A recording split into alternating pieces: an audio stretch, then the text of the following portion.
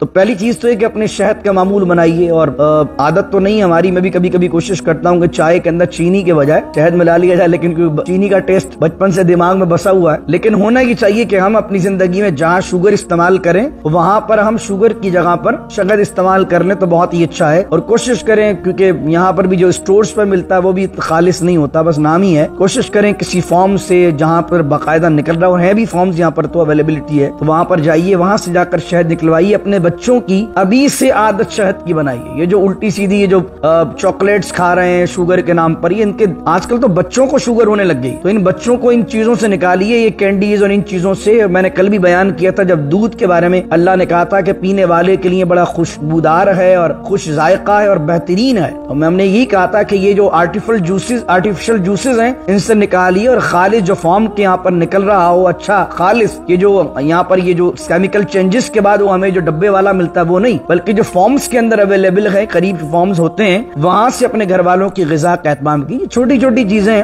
انسان کے لیے صحت مند رہنے کے لیے بہت ضرور۔ نبی کریم علیہ السلام نے فرمایا 4 چیزیں جن کو ان کے آنے سے پہلے غنیمت جان، تو اس میں حضور علیہ السلام نے ایک بات یہ بھی فرمائی، بیماری سے پہلے صحت کو غنیمت جان۔ تو صحت کو غنیمت جاننا اور صحت کو مینٹین رکھنا بھی ایک مسلمان کی ذمہ داری ہے، کیونکہ صحت ہوگی تو آدمی عبادت بھی صحیح طرح کر سکے گا۔ تو یہاں پر شفاء للناس کے تحت علامہ سعیدی نے تفسیر میں لکھا کہ اللہ نے شہد کو شفا قرار دیا۔ یہ بات قرآن کہتا ہے کہ اگر کسی میڈیسن سے، کسی چیز سے اگر شفا ملتی ہو تو وہ لینا چاہیے، یہ توکل کے خلاف نہیں۔ ایک آدمی یہ کہتا ہے کہ موت تو اپنے وقت پر ہی آنی ہے، کیا کروں گا علاج کروا کے؟ تو اللہ نے شہد کو شفا بنایا ہے بیماری کے لیے، یعنی اللہ نے بیماری پیدا کی ہے تو اس کی شفا کے لیے ایک سبب بھی رکھا، تو اس کے سبب کو استعمال کرنا چاہیے۔ نبی کریم صلی اللہ علیہ وسلم کی سیرت کو اگر آپ دیکھیں گے تو حضور علیہ السلام نے علاج کو پسند فرمایا۔ حضرت جابر بن عبداللہ ایک جگہ گئے اور دیکھا کہ ایک شخص ہے جس کے عقدۃ من لسانی یفقهوا قولی، اللہم صلی علی سیدنا و مولانا محمد معدن الجود والکرم وآلہ وصحبہ وبارک وسلم۔ وأوحى ربك إلى النحل أن اتخذي من الجبال بيوتا ومن الشجر ومما يعرشون، صدق اللہ مولانا العظیم۔ 14ویں سپارے کے 15ویں رکوع کے اندر ہم اللہ رب العزت کے انعامات کے ذکر کو پڑھ رہے ہیں، اور سورۃ النحل کی آیت نمبر 68 کو آج کے درس کے آغاز میں نے آپ کے سامنے تلاوت کیا ہے۔ اللہ رب العزت ارشاد فرماتا ہے وَأَوْحَى رَبُّكَ إِلَى النَّحْلِ، اور تمہارے رب نے وحی کی نحل کی طرف۔ اس سورت کا نام سورہ نحل اس آیت کی وجہ سے ہی ہے۔ نحل عربی زبان میں شہد کی مکھی کو کہتے ہیں، تو اس سورت کے اندر چونکہ شہد کی مکھی کا ذکر ہوا ہے تو اس کے عنوان کی وجہ سے اس پوری سورت کا نام ہی سورۃ النحل ہے۔ اللہ کہہ رہا ہے کہ آپ کے رب نے وحی کی مکھی کی طرف۔ اب یہاں پر یہ سوال پیدا ہوتا ہے کہ وحی کی اس قسم کو ہم جانتے ہیں وہ تو نبیوں کی طرف ہوتی ہے، وہ تو انبیاء علیہ السلام پر کی جاتی ہے، اور قرآن تو یہاں مکھی کی طرف وحی کا ذکر کر رہا ہے۔ تو ہم جب شرعی ٹرمینالوجیز کو پڑھتے ہیں تو وہاں پر ہمیں 3 ڈیفینیشنز ملتی ہیں، ایک الہام ہے، ایک القاء ہے، اور ایک تیسری چیز جو ہے وہ وحی ہے۔ لیکن قرآنی اگر آپ لٹرلی میننگ میں دیکھیں گے تو الہام کے لیے بھی اللہ وحی کہتا ہے، القاء کے لیے بھی اللہ وحی کہتا ہے، اور اللہ رب العزت وحی کے لیے بھی وحی کو استعمال کرتا ہے۔ جس طریقے سے اللہ رب العزت جب آسمان کو حکم دیتا ہے تو فرماتا ہے وَأَوْحَى رَبُّكَ إِلَى السَّمَاءِ، ہم نے آسمان کو وحی کی۔ اس طریقے سے جب آپ دیکھتے ہیں سورۃ الزلزال کے اندر تو اس کے اندر بھی یہی ہے یومئذ تحدث اخبارها بأن ربک اوحی لها، کہ جس دن اللہ تعالیٰ زمین کی طرف وحی کرے گا۔ اس کے علاوہ جب وہ اپنے نیک بندوں کے دل میں الہام ڈالتا ہے تو اس کو وَإِذْ أَوْحَيْتُ إِلَى الْحَوَارِيِّينَ کہتا ہے۔ اس طریقے سے جب حضرت موسیٰ علیہ السلام کی والدہ کے دل میں کوئی بات ڈالتا ہے تو کہتا ہے وَأَوْحَيْنَا إِلَى أُمِّ موسیٰ۔ تو قرآن کریم نے وحی کو القاء کے معنی میں بھی لیا ہے، الہام کے معنی میں بھی لیا ہے، اور جو پیغمبر پر خاص پیغام آتا ہے اس معنی میں بھی لیا ہے۔ اس کو یوں سمجھ لیجئے کہ کائنات کے اندر کسی بھی جاندار کے دل کے اندر جو بات پیدا ہوتی ہے اور جس کی وجہ سے وہ کام کرتا ہے، اس کی فطرت میں کوئی خیال پیدا ہوتا ہے، وہ خیال بھی رب کا پیدا کرتا ہے۔ یہ سائنسدان جتنی سائنس میں ترقی کر رہے ہیں اور بیٹھے بیٹھے ایک خیال آتا ہے، ایک آئیڈیا آتا ہے، کوئی چیز انوینٹ ہو جاتی ہے، یہ بھی اسی وحی کی ایک اقسام میں سے ہے کہ اللہ تعالیٰ اس آئیڈیا کو القاء کرتا ہے بندوں کے دلوں میں، اور انسان کو یہ ٹیکنالوجی بناتے ہیں جس سے ساری انسانیت کو فائدہ ہوتا ہے۔ یہ بھی اللہ تعالیٰ ایک سائنٹسٹ کے دل میں، ایک انسان کے دل میں ایک خیال کو القاء کر دیتا ہے۔ تو اسی طریقے سے جو جانور کا بچہ پیدا ہوتا ہے، کون ہے جو اس کو سکھاتا ہے کہ تھنوں سے دودھ پینا ہے؟ ایک جانور ہے جس کے اندر عقل و خرد کی تو کوئی بات ہی نہیں ہے، لیکن اسے پتا ہے کہ ماں کے کس حصے سے مجھے اپنی غذا کا اہتمام کرنا ہے۔ یہ چیز بھی اللہ تعالیٰ اس کے دل کے اندر ڈالتا ہے، فطرت میں پیدا کرتا ہے، یہ بھی القاء ہے۔ اس کے علاوہ جب بچہ چھوٹا ہوتا ہے انسان کا بھی، تو جب وہ اپنی ماں سے فیڈ کرتا ہے تو اس کو کیسے معلوم ہے کہ وہ باہر پھونک کو نکالنا ہے کہ سک کرنا، چوسنا ہے؟ تو اللہ رب العزت اس کے اندر یہ بات ودیت کرتا ہے کہ وہ ماں کے اس حصے سے دودھ کو چوستا ہے، بلکہ پھونک نہیں مارتا۔ اللہ اکبر۔ تو کون ہے جو اس کی فطرت میں رکھتا ہے؟ تو یہ بھی اللہ رب العزت ہے جو ایک بندہ انسان کے دل کے اندر یہ بات ودیت کرتا ہے۔ اس کے علاوہ یہ ساری اقسام ہیں، الہام کی بھی اور القاء کی بھی۔ القاء کا معنی ہوتا ہے کوئی چیز ڈال دینا، اللہ آپ کے دل میں، میرے دل میں کوئی خیال ڈال دے۔ فار ایگزامپل کسی کی بچی کی شادی آنے والی ہوتی ہے اور آپ کا اس سے سالوں سے کانٹیکٹ نہیں ہوتا، اچانک بیٹھے بیٹھے آپ کو خیال گزر جاتا ہے، آپ فون کرتے ہیں، السلام علیکم بھائی جان کیسے ہیں، ٹھیک ہیں؟ وہ بندہ بتاتا ہے کہ یار اگلے مہینے میری بچی کی شادی ہے اور میں پریشان ہوں۔ تو آپ کہیں کہ یار بیٹھے بیٹھے ابھی آپ کا خیال پتہ نہیں کیسے آیا اور میں نے آپ کو کال ملا دی۔ تو یہ کون ہے کہ القاء جو کر رہا ہے، بات کو ڈال رہا ہے؟ یہ اللہ ڈال رہا ہے۔ اچھا، جو اپنے صالحین کے دل میں وہ ڈالتا ہے بات، اس کو کہتے ہیں الہام۔ اللہ نے الہام فرمایا کسی ولی کی، کسی بزرگ کی، کسی صحابی کے دل میں۔ یہ بہت سارے صحابہ کرام رضی اللہ عنہم نے جو کوئی کام کیا اور اس کام کے بہت بہترین نتائج آئے تو اللہ نے ان کے دل میں یہ الہام کر دیا۔ تو الہام میں، القاء میں، اور جو پیغمبر پر وحی آتی ہے اس میں فرق کیا ہے؟ اس میں فرق یہ ہے کہ القاء جو ہوتا ہے، اور بعض اوقات جو ایک غیر نبی کے دل میں خیال آتا ہے اس میں شیطان بھی خلل ڈال سکتا ہے۔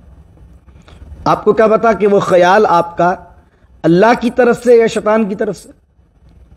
لیکن جو پیغمبر پر جو وحی آتی ہے وہ اتنی ممتاز اور اتنی کلیئرٹی کے ساتھ ہوتی ہے کہ جس پر وہ پیغام آ رہا ہے وہ بھی جانتا ہے کہ خدا کی طرف سے ہے، اور اس میں شیطان کو خلل ڈالنے کی اجازت ہی نہیں ہوتی۔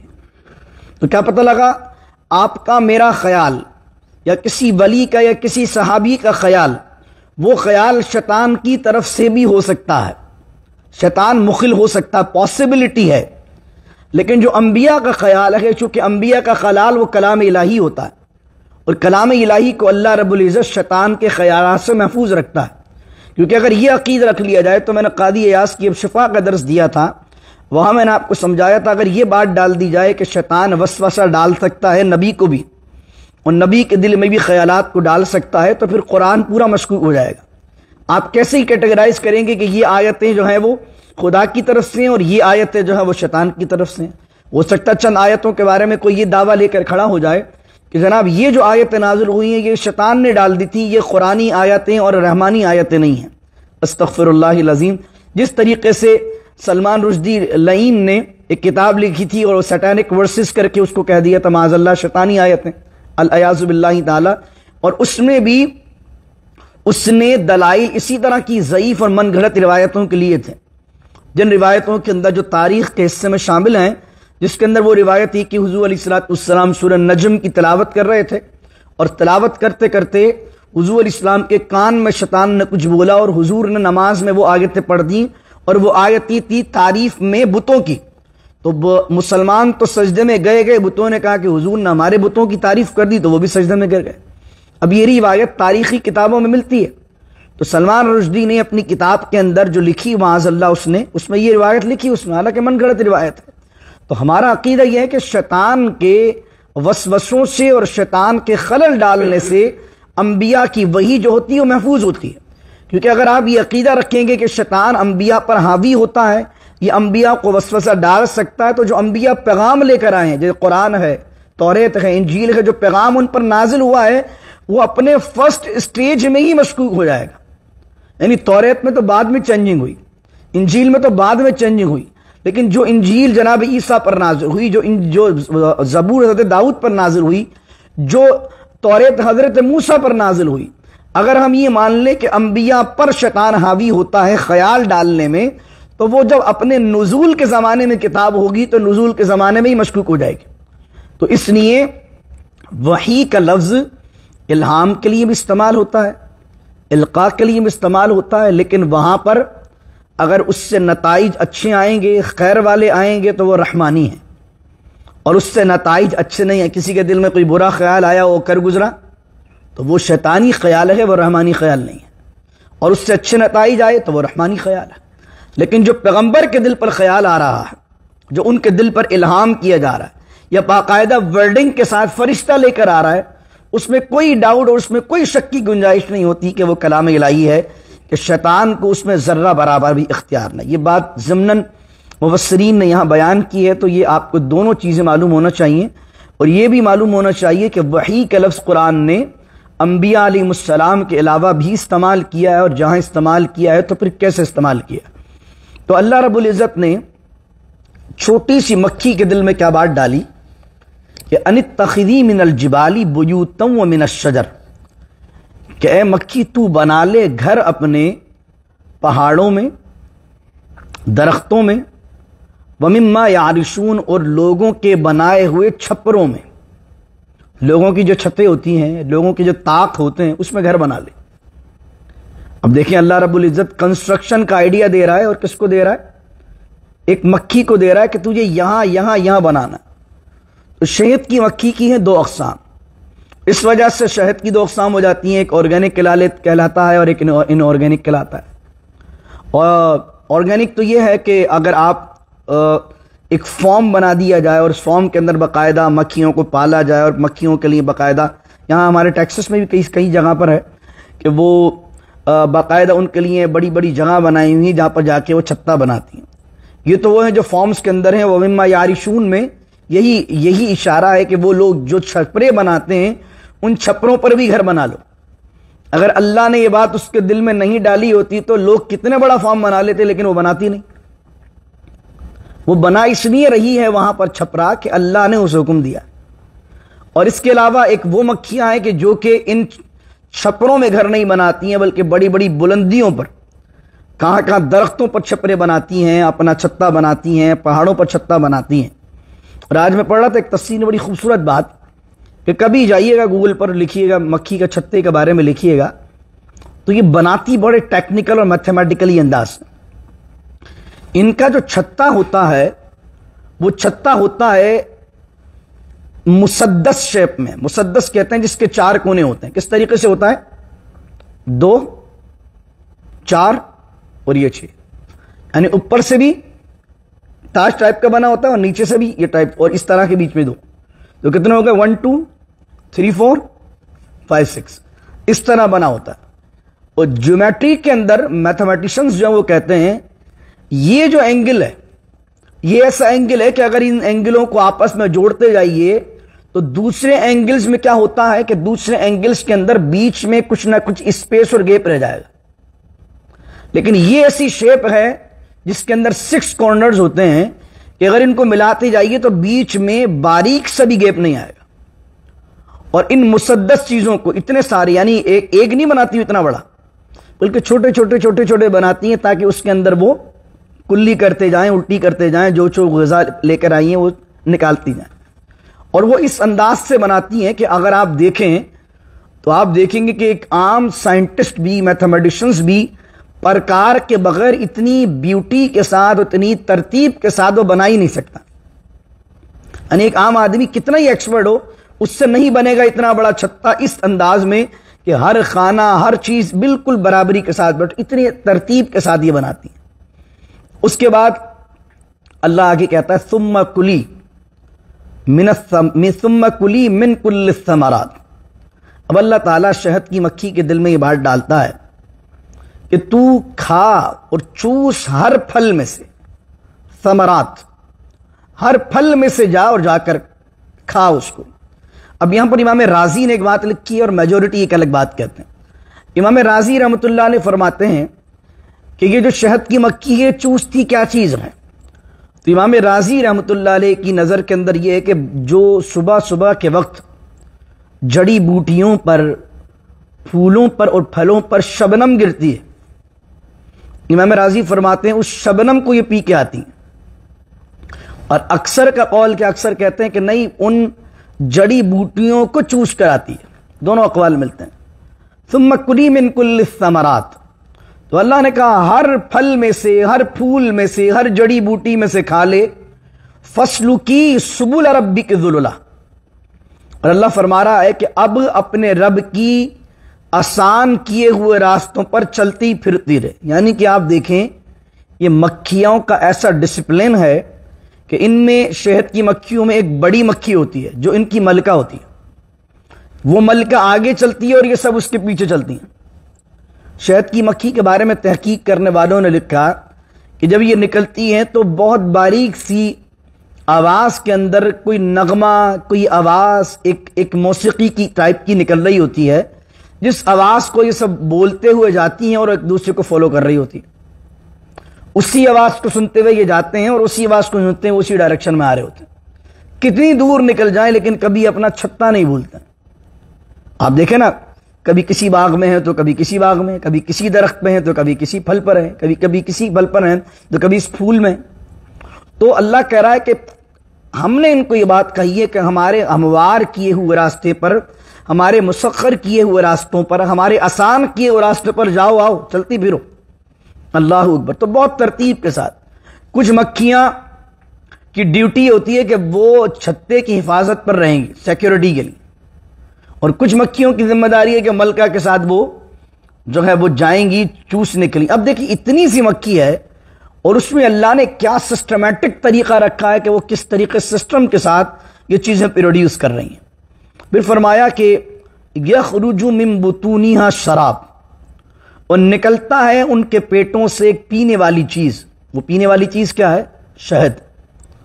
مختلف الوانہ، لون کا معنی رنگ، اور الوان اس کی جمع ہے، اور اس نکلنے والی چیز کے مختلف رنگ ہوتے ہیں۔ جس طرح کی جڑی بوٹی کھائی ہے، جس طرح کی قسم ہے مکھی کی، ایسے ہی وہ چیز نکلے گی۔ فیہ شفاء للناس، یہ ہے آخری جملہ اس آیت کا، اور اس میں شفا ہے لوگوں کے لیے۔ اللہ اکبر۔ اس شہد میں لوگوں کے لیے اللہ فرما رہا ہے شفا ہے۔ یہاں پر یہ بات بیان کی گئی اور بہت اچھی بات لکھی ایک مفسر نے، انہوں نے کہا کہ یہ جو الکوہل ابھی آ گئی ہے دوائیوں کو سالم رکھنے کے لیے، جس زمانے میں یہ الکوہل کا نظام نہیں تھا تو کسی دوائی کو سڑنے سے بچانے کے لیے یہ طریقہ کار استعمال کیا جاتا تھا کہ اس دوائی میں شہد کو ملا دیا جاتا تھا، کیونکہ شہد نہ خود سڑتا ہے اور جس چیز میں ملا دیا جائے اس کو بھی سڑنے نہیں دیتا ہے۔ تو اس وجہ سے یہ جو شہد ہوتا تھا یہ دوائیوں میں ملایا جاتا تھا۔ اس کے علاوہ اس شہد میں شفا کیسے؟ اللہ تعالیٰ نے جڑی بوٹیوں کے اندر شفا رکھی ہے۔ اب ایک مکھی کتنی جڑی بوٹیوں کو ملا کر پی کر آ رہی ہے، اور اللہ نے اس کے پیٹ میں ایک سسٹم رکھا ہے اور اس سسٹم کے ذریعے سے اللہ اس کو شہد بنا رہا ہے۔ آپ سوچیے صحیح، کتنے سارے یہ جو لیبارٹری کے اندر ہم مختلف چیزوں کو ملا کے کوئی کمپاؤنڈ بناتے ہیں اور کمپاؤنڈ بنا کے کوئی ٹیبلٹ، کوئی میڈیسن بن جاتی ہے۔ تو شہد کے لکوڈ میں شفا کیسے؟ کہ وہ بہت ساری جڑی بوٹیوں کا لکوڈ ہے، اور وہ لکوڈ پھر مکھی کے پیٹ میں آیا ہے، فرٹیلائز ہوا ہے مکھی کے پیٹ میں، وہ لیبارٹری اللہ نے لگائی ہوئی پھر وہاں سے نکلا۔ تو اس وجہ سے ایک مفسر لکھتے ہیں، انہوں نے لکھا کہ اگر کسی علاقے میں کوئی خاص قسم کی جڑی بوٹی پائی جاتی ہو جو لوگوں کے علاج کے لیے استعمال کرنے میں بڑی مفید ہو، تو کہا کہ اگر وہاں ایک سسٹم کے تحت شہد کی مکھیاں چھوڑ دی جائیں اور وہ شہد کی مکھیاں اس خاص جڑی بوٹیوں سے عرق کو چوسیں، تو لیبارٹری میں اس جڑی بوٹی سے اتنی اچھی میڈیسن نہیں بن سکتی ہے۔ وہ کہتے ہیں میرا خیال ہے کہ جتنی اچھا جڑی بوٹیوں کو چوس کر وہ شہد ایک میڈیسن کے طور پر بنا سکتی ہیں۔ تو اس لیے شہد کو استعمال کیجیے۔ اور یہاں پر سائنس یہ بات ثابت کرتی ہے کہ جو شوگر کے مریض ہیں ان کے لیے جو شہد ہے وہ مفید نہیں ہے، تو قرآن کریم بیان کرتا، یہ نہیں کہتا کہ ہر بندہ کھا لے اور اس کے لیے شفا ہے، شفاء للناس یعنی ایک الگ زاویے سے، ایک الگ نظریے سے جس بندے کے ساتھ اس کی صحت ساتھ دے رہی ہے اور وہ ایک عام نارمل انسان ہے اس کے لیے فائدہ مند ہے۔ لیکن ایک بندہ ہے جس کے جسم کے اندر شوگر موجود ہے، تو سائنسی تحقیق یہ بات ثابت کر چکی ہے کہ شوگر کے مریض کے لیے شفا نہیں ہے۔ تو پہلی چیز تو یہ کہ اپنے شہد کا معمول بنائیے، اور عادت تو نہیں ہماری، میں بھی کبھی کبھی کوشش کرتا ہوں کہ چائے کے اندر چینی کے بجائے شہد ملا لیا جائے، لیکن چینی کا ٹیسٹ بچپن سے دماغ میں بسا ہوا ہے۔ لیکن ہونا یہ چاہیے کہ ہم اپنی زندگی میں جہاں شوگر استعمال کریں وہاں پر ہم شوگر کی جگہ پر شہد استعمال کر لیں تو بہت ہی اچھا ہے، اور کوشش کریں، کیونکہ یہاں پر بھی جو اسٹورز پر ملتا ہے وہ بھی خالص نہیں ہوتا، بس نام ہی ہے۔ کوشش کریں کسی فارم سے جہاں پر باقاعدہ نکل رہا، اور ہیں بھی فارمز یہاں پر تو اویلیبلٹی ہے، تو وہاں پر جائیے، وہاں سے جا کر شہد نکلوائیے۔ اپنے بچوں کی ابھی سے عادت شہد کی بنائیے۔ یہ جو الٹی سیدھی یہ جو چاکلیٹس کھا رہے ہیں شوگر کے نام پر، یہ ان کے آج کل تو بچوں کو شوگر ہونے لگ گئی ہے، تو ان بچوں کو ان چیزوں سے نکالیے، یہ کینڈیز اور ان چیزوں سے۔ میں نے کل بھی بیان کیا تھا جب دودھ کے بارے میں اللہ نے کہا تھا کہ پینے والے کے لیے بڑا خوشبودار ہے اور خوش ذائقہ ہے اور بہترین ہے، تو ہم نے یہی کہا تھا کہ یہ جو آرٹیفیشل جوسز ہیں ان سے نکالیے، اور خالص جو فارم کے یہاں پر نکل رہا ہو اچھا خالص، یہ جو یہاں پر یہ جو کیمیکل چینجز کے بعد وہ ہمیں جو ڈبے والا ملتا ہے وہ نہیں، بلکہ جو فارمز کے اندر اویلیبل ہے، قریب فارمز ہوتے ہیں، وہاں سے اپنے گھر والوں کی غذا کا اہتمام کیجیے۔ چھوٹی چھوٹی چیزیں انسان کے لیے صحت مند رہنے کے لیے بہت ضرور۔ نبی کریم علیہ السلام نے فرمایا 4 چیزیں جن کو ان کے آنے سے پہلے غنیمت جانو، تو اس میں حضور علیہ السلام نے ایک بات یہ بھی فرمائی، بیماری سے پہلے صحت کو غنیمت جانو۔ تو صحت کو غنیمت جاننا اور صحت کو مینٹین رکھنا بھی ایک مسلمان کی ذمہ داری ہے، کیونکہ صحت ہوگی تو آدمی عبادت بھی صحیح طرح کر سکے گا۔ تو یہاں پر شفاء للناس کے تحت علامہ سعیدی نے تفسیر میں لکھا کہ اللہ نے شہد کو شفا قرار دیا۔ یہ بات قرآن کہتا ہے کہ اگر کسی میڈیسن سے، کسی چیز سے اگر شفا ملتی ہو تو وہ لینا چاہیے، یہ توکل کے خلاف نہیں ہے۔ ایک آدمی یہ کہتا ہے کہ بھائی موت تو اپنے وقت پر ہی آنی ہے، کیا کروں گا علاج کروا کے؟ تو اللہ نے شہد کو شفا بنایا ہے بیماری کے لیے، یعنی اللہ نے بیماری پیدا کی ہے تو اس کی شفا کے لیے ایک سبب بھی رکھا، تو اس کے سبب کو استعمال کرنا چاہیے۔ نبی کریم صلی اللہ علیہ وسلم کی سیرت کو اگر آپ دیکھیں گے تو حضور علیہ السلام نے علاج کو پسند فرمایا۔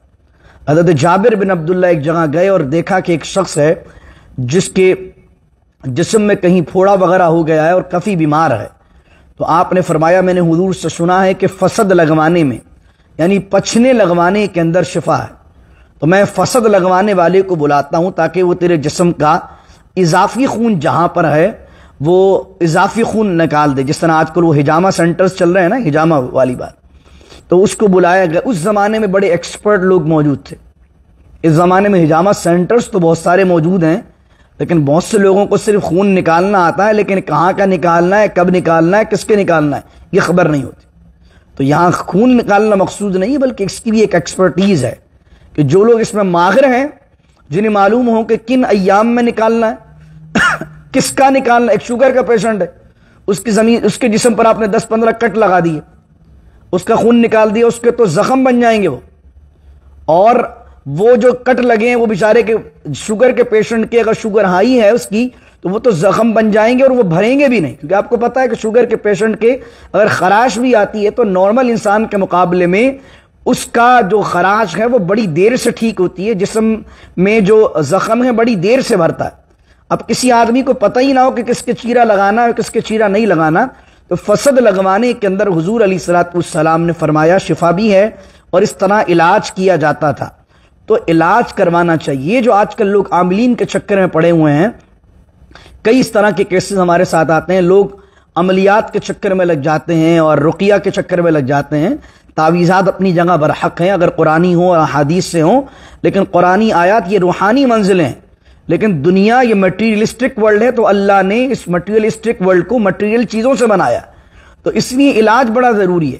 1-2 لوگ کے بارے میں کچھ عرصے پہلے میں نے سنا تھا، وہ کسی جعلی عامل کے پاس گئے، اس نے کہا علاج بند کروا دو، وہ بندے نے علاج بند کروا دیا۔ 6 مہینے تک اس کا اتارا ہوتا رہا۔ وہ 6 مہینے بعد جب وہ ٹیسٹ کروانے گیا تو پتہ لگا جناب وہ کینسر کے آخری سٹیج پر ہے۔ اور کہ اس سے کہا کہ کچھ عرصے پہلے آ جاتے تو تم لاسٹ سٹیج پر نہیں آتے. تو اس کو کینسر کے آخری سٹیج پر کس نے پہنچایا؟ اس جعلی عامل نے. تو یہ بنگالی باباؤں کے یہ جو لکھے ہوتے ہیں بڑے پوسٹر، فلانے کر دیں گے اور وہ یوں کر دیں گے، بھائی سب اللہ کرتا ہے. اگر کوئی بندہ کچھ کر رہا ہے تو اللہ کے کلام کی تاثیر سے کر رہا ہے. اور دو چیزیں یاد رکھیے کہ ایک ہے علاج کروانا، میڈیسن لینا، یہ ہے ایک پروسیس، یہ ہے ایک سبب. اس سبب میں شفا کیسے آئے گی؟ وہ کلام الہی سے آئے گی. بھائی کسی کو لاکھوں کے علاج سے شفا نہ ملے اور کسی کو ایک اسٹور پر ایک ٹیبلٹ سے شفا مل جائے، شفا تو اللہ ہی ڈالے گا نا اس میں.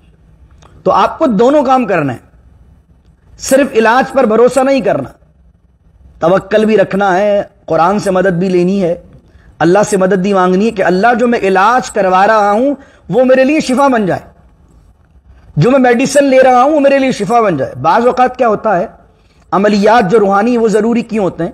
بعض اوقات آدمی پر جادو ہو جاتا ہے. جادو کے اندر کیا ہوتا ہے کہ ایک تو بندے پر جادو اور پھر وہ جادو بیماری بنا دیتا ہے. یعنی ایک آدمی کو جادو نے بیمار کر دیا، اب بیماری آ گئی ہے، جسم کے اندر کوئی چیز پیدا ہو گئی ہے، تو اس جادو کی کاٹ سے اس کا علاج نہیں ہوگا، وہ تو ایک الگ پروسیس ہے.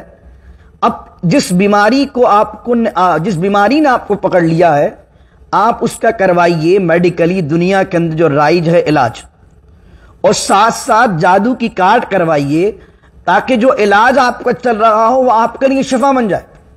کیونکہ اگر جادو مستقل رہے گا، نظر بد مستقل رہے گی، تو آپ بیمار رہیں گے اور کتنے علاج کروا لیں وہ شفا نہیں بنیں گے آپ کے لیے. تو کیا پتہ لگا، دونوں چیزیں ساتھ چلانی پیرالل میں، علاج بھی اور عملیات بھی. عملیات کی طرف جا کر علاج نہیں چھوڑنا، علاج کی طرف جا کر روحانی چیزیں نہیں چھوڑنی. دونوں پیرالل میں ایک ساتھ چلائیں گے تو اللہ رب العزت اس علاج میں، اس میڈیسن میں آپ کے لیے شفا رکھ دے گا. تو یہ جو باتیں لوگ کرتے ہیں، اس کے علاوہ نبی کریم صلی اللہ علیہ وسلم نے جب حضرت علی مرتضیٰ شیر خدا رضی اللہ تعالیٰ عنہ کی آشوب چشم آیا، آنکھ دکھنے لگی، تو آپ نے فرمایا اے علی رضی اللہ عنہ، اب تم تازہ کھجوریں اس وقت تک نہ کھاؤ جب تک یہ آشوب چشم تمہارا درست نہ. تو یہ اس طرح کی کئی احادیث موجود ہیں جو مفسرین نے اس آیت کے تحت لکھی ہیں. وہ فرماتے ہیں کہ احتیاط بھی ضروری ہے.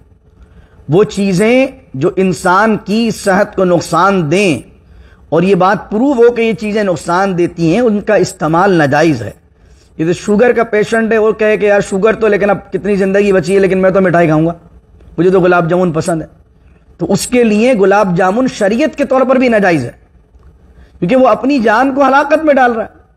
ایک کولیسٹرول کا مریض ہے، اس کو پتہ چکنائی ہے یا بڑی کا گوشت ہے، اس طرح کی چیزیں سائنس پروف کر چکی ہے، اطباء کہہ رہے ہیں کہ یہ میرے لیے نقصان دہ، مجھے ہلاکت کی طرف لے کر جائیں گے، اور وہ کہے کہ نہیں جناب یہ میرے زبان کا چٹخانا، مجھے تو مزہ ہی نہیں آتا.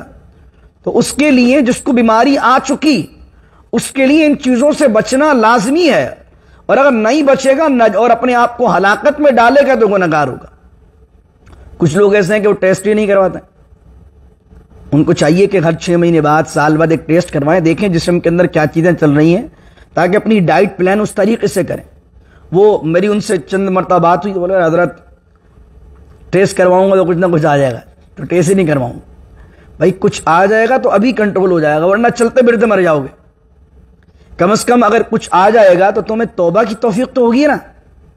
ایک دم جھٹکا تو لگے گا نا کہ یار یہ بیماریاں مجھ پر آ گئی ہیں اور اب میں غلط روڈ پر تھا، غلط ٹریک پر تھا، اب وقت پتہ نہیں کتنا بچا ہے، اللہ کی راہ میں آ جاؤ. اور اگر مستی میں گھومتے رہو گے، پتہ ہی نہیں چل رہا، تو کسی رات لیٹے اور صبح گھر والوں نے اٹھایا، اٹھا ہی نہیں حضرت، کیا ہوا جناب، وہ بلڈ پریشر شوٹ کر گیا، دماغ کی نس پھٹ گئی اور مر گئے. تو یہ چیزیں صحت کے اصول بڑے ضروری ہیں، اس لیے اللہ نے فرمایا شفاء للناس، اس شہد کو ہم نے شفا بنایا. اس کے بعد آخری آیت پڑھتا ہوں میں، ان فی ذالک لآیۃ لقوم یتفکرون. یہ آیت مکمل ہوتی ہے، اللہ کہتا ہے اس میں نشانی ہے اس قوم کے لیے شہد میں جو یہ تفکرون، غور و فکر کرتے ہیں. اب یہ 3 باتوں کو دیکھیے گا. اللہ نے پہلے بات کی بارش نازل کرنے کی جس سے زمین سراب ہوتی ہے، اس کے اندر فرمایا اس میں نشانی ہے سننے والوں کے لیے. اللہ نے جب وہ بیان کیا، کیونکہ بارش کا برسنا اور زمین کا اس سے ہرا بھرا ہو جانا یہ اتنی کامن چیز ہے. ہر چھوٹے بڑے نے دیکھی ہوتی ہے کہ اگر کوئی آپ کے پاس آ کر یہ بیان کر دے کہ فلاں علاقے میں بارش ہوئی اور وہاں زمین بنجر تھی اور بارش کی وجہ سے سیلاب ہو گئی، تو آپ سن کر ہی سمجھ لیں گے کہ واقعی اللہ کا کرم ہو گیا۔ اچھا، پھر جب دودھ کی بات کی اللہ نے کہا کہ ہم نے وہ جانوروں کے پیٹوں میں سے تمہیں دودھ پلاتے ہیں، اور دودھ کیسے نکالتے ہیں؟ من بین فرث و دم، اور وہ گوبر اور خون کے درمیان سے تمہیں دودھ نکالتے ہیں جو پینے والے کے لیے بڑا ذائقہ مند ہوتا ہے۔ وہ تم دیکھتے ہو کہ نہ اس دودھ میں اس گوبر کی خوشبو بدبو آتی ہے اور نہ خون کا کلر آتا ہے، بالکل وائٹ ہوتا ہے۔ تو اندر کون سی فیکٹری ایسی لگی ہوئی ہے کہ جو اندر گوبر کو الگ کر رہی ہے، خون کو الگ کر رہی ہے، اور ایک وائٹ دودھ تمہیں دے رہی ہے؟ تو چونکہ اب اس میں ایک پروسیس تھا تو اللہ نے اس کے لیے کہا ان فی ذلک لآیۃ لقوم یعقلون، اس میں ان قوم کے لیے نشانی ہے جو عقل رکھتے ہیں۔ یعنی وہ دیکھیں کہ گائیں جو ہے، بھینس جو ہے، وہ گھاس کھا رہی ہے، یہ گھاس کھائی اس نے اور نکال کے آ رہی ہے، نکال دودھ رہی ہے۔ تو جو عقل رکھتا ہے اس کے لیے کہ گھاس کھائی جا رہی ہے، دودھ نکل رہا ہے، اس کے لیے اس سے بڑی نشانی ہے کہ کوئی تو ہے جو نظام ہستی چلا رہا ہے۔ اب اس کے بعد اور ڈیپلی پروسیس آتا ہے مکھی کا۔ گائے کے تو آپ کے سامنے بندھی ہوئی ہے، بھینس تو آپ کے سامنے بندھی ہوئی ہے، آپ نے اپنے ساتھ سے اس کے سامنے گھاس چارہ ڈالا ہے، یا آپ کے سامنے چر رہی ہے، لیکن مکھی بہت چھوٹی ہے، آپ کو نہیں پتا کہ وہ جا کہاں رہی ہے، آپ کو نہیں پتا وہ کس پھول پر بیٹھی ہے، آپ نے نہ اسے رسی سے باندھا ہوا، اپنی مرضی سے اڑ رہی ہے، اپنی مرضی سے جا رہی ہے، اور پھر وہ اتنی چھوٹی مکھی کس طرح چھتا بنا رہی ہے۔ تو اس کے لیے جو استعمال کیا وہ اللہ نے کہا یتفکروا۔ اب مکھی والے پروسیس میں غور و فکر کرنا پڑے گا۔ پہلے میں سننا کافی، دوسرے میں عقل ہے کافی، تیسرے میں عقل کے ساتھ جس کی طبیعت میں غور و فکر کرنے کی صلاحیت ہے، فرمایا یہ دلیل شہد والی اس کے لیے کافی۔ اللہ اکبر۔ اب یہ رکوع مکمل ہوتا ہے اور یہ بھی بڑی اہم آیت ہے۔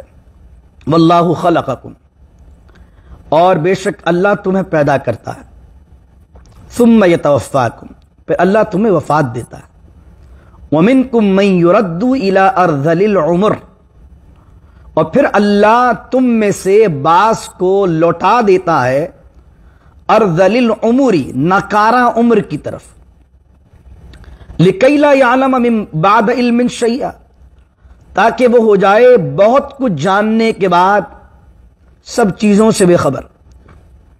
ان اللہ علیم قدیر، بے شک اللہ تعالی جاننے والا ہے، ہر چیز پر قادر ہے۔ یہاں ایک لفظ استعمال ہوا ارذل العمر۔ حضور علیہ الصلوۃ والسلام، انس بن مالک کہتے ہیں حضور دعا کرتے تھے اللہم انا نعوذ بک من الکسل والمغرم وارذل العمر۔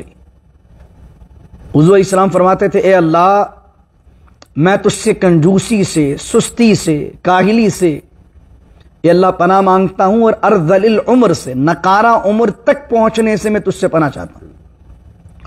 حکمہ نے فرمایا 4 قسم کی عمریں ہیں۔ ایک عمر ہوتی ہے جو پہلے سال سے 20 سال تک ہوتی ہے، جب شباب تک چڑھنے کا دور ہوتا ہے، مطلب 20 سے 40 سال یہ عین شباب کا عالم ہوتا ہے، اور 40 سے 60 فرمایا اس کو کہتے ہیں کہولت، یہ انحطاط عمر ہوتا ہے کہ اب ڈھلنے کی باری ہے، زندگی کی شام ہونے والی۔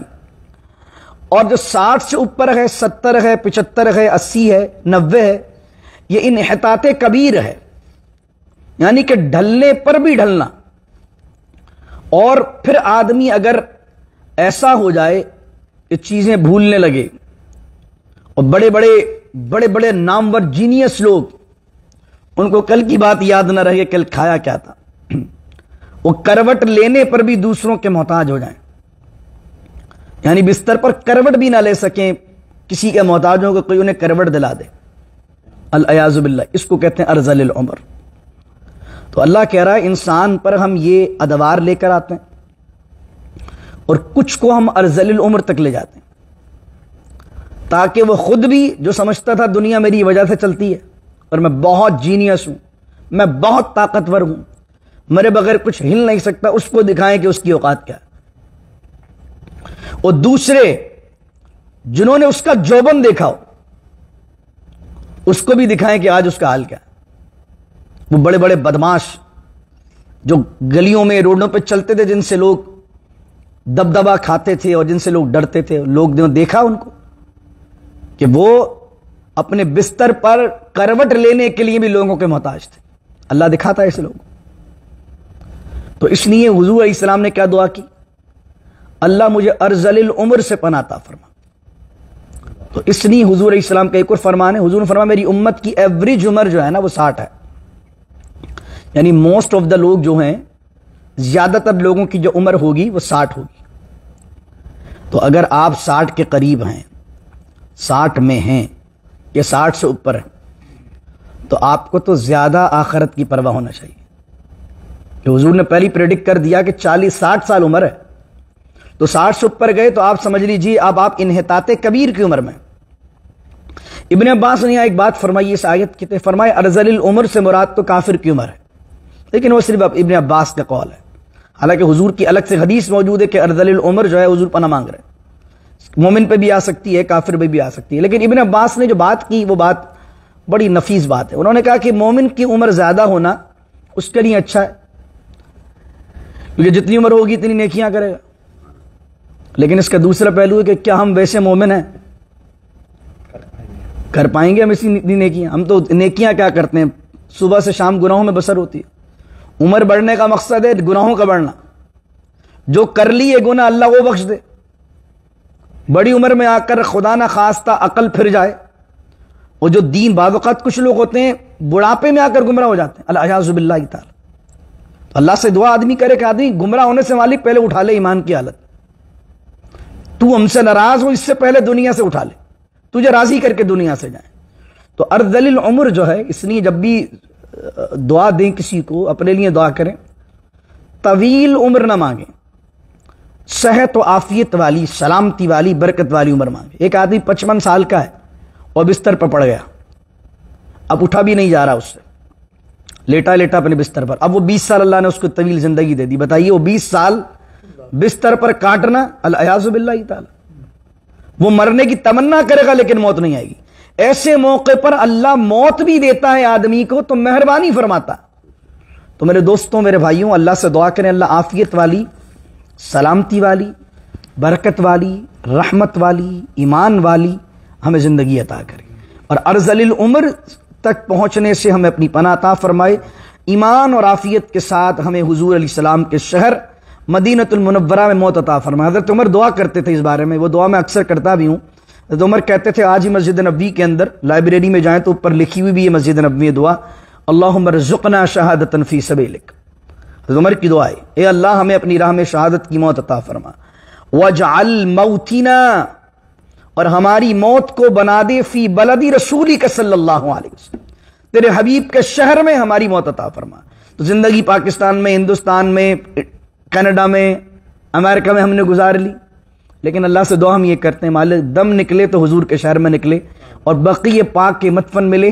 اللہم نور قلوبنا بالقرآن العظیم وزین اخلاقنا بالقرآن العظیم وادخلنا الجنة بالقرآن العظیم ونجنا من النار بالقرآن العظیم. وصلی اللہ تعالی علی خیر خلقہ محمد وعلی آلہ وصحبہ اجمعین برحمتک یا ارحم الراحمین. لا الہ الا اللہ محمد رسول اللہ صلی اللہ علیہ وسلم.